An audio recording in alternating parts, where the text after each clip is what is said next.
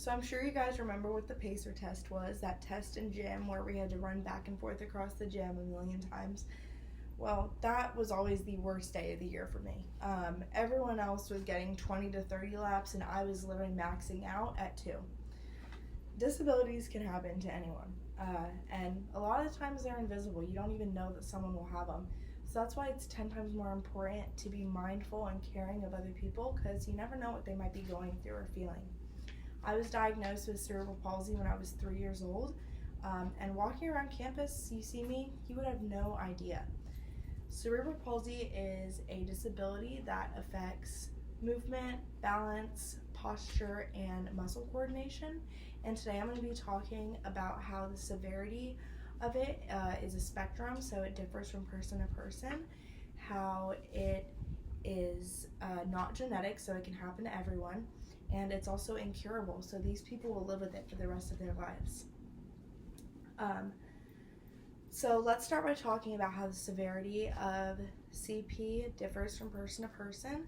So similar to autism, the severity is a spectrum. It's mild, in between, extreme, and the Cerebral Palsy Alliance Research Foundation describes the 5 levels. So it's level 1, the most mild, the most amount of mobility, might have some trouble running, jumping, walking up the stairs, to level 5, which is the most extreme with the least amount of mobility. And a lot of these people need adaptive equipment to be able to walk and stand. So I'm a level 1, which means I sometimes have trouble walking up the stairs, I can't run very fast, and I can't jump very high. See? But once you are diagnosed with one level, it stays like that for the rest of your life. So I'll be a level 1 for the rest of my life. And actually, from the physical and occupational therapy in pediatrics, I learned that the most common level actually is level 1, at about 32 to 34%, and the least common is level 3 at about 11%. Because CP affects people differently, it's also important to note that it's not genetic. Anyone can get this disability. And some of the causes I got from the Mayo Clinic and the National Institute of Child Health and Human Development are brain injuries, lack of oxygen to the brain, maternal infections, stroke, and damage to the white matter of the brain, which is what sends the signals from your brain to the rest of your body. What happened to me was a lack of oxygen to my brain when I was born. I think something with the umbilical cord. But usually all the time, these injuries will happen before birth. So although it's not genetic, you are born with it. And depending on what level you're at, usually diagnosis will happen by the time you're 6 years old. And cerebral palsy is actually the most common motor disability, but the amount of kids that actually get it is pretty slim. Only, according to the Cerebral Palsy Guide, 1 in 345 children, which is 0.29%, actually get diagnosed. So while it affects everyone, it is incurable. So this is a lifelong condition that these people have to live with, including me. Some of the side effects that can come along with cerebral palsy are epilepsy, seizures, muscle spasms, intellectual disabilities, just to name a few.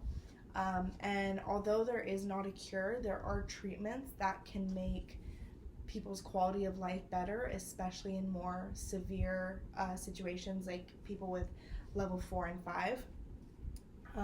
A few treatment options I found from the Cleveland Clinic were medications for seizures, surgeries for muscle spasms. Occupational and physical therapy are very crucial to the CP community because it really helps with mobility and getting them moving. And then speech therapy is also very important for those that can't communicate. So I was actually in therapy for the first few years after my diagnosis, and honestly, I don't know where I'd be if I didn't go to therapy. I definitely wouldn't be able to walk up the stairs unassisted. I don't think I'd be able to jump as high as I just did, which wasn't very high. And I don't know if I'd be able to run at all. So I am very grateful that I was able to go through therapy and that I had those treatments available to me. I do still struggle with it. Like I said, it is a lifelong disability, so I will be struggling with this for my whole life. And if anything, it gets worse as age progresses, but at the end of the day, you just have to keep on trucking. So to sum it all up, I think the biggest takeaway is that the more informed you are, the more helpful you can be to other people. Like I said, a lot of these disabilities are seemingly invisible. You wouldn't be able to tell just me walking around that I have cerebral palsy, but knowing more about it is really helpful for people that have it. I went over why the severity, or how the severity is a spectrum, the fact that it is not genetic and that anyone can be diagnosed, and that it is an incurable disease and that these people will live with it for the rest of their lives. I really hope that this speech helped you guys be more aware and to learn more about this subject. I feel like CP, although it's a very prominent disability, there's not much learned about it. So I really hope this speech encouraged you to learn more.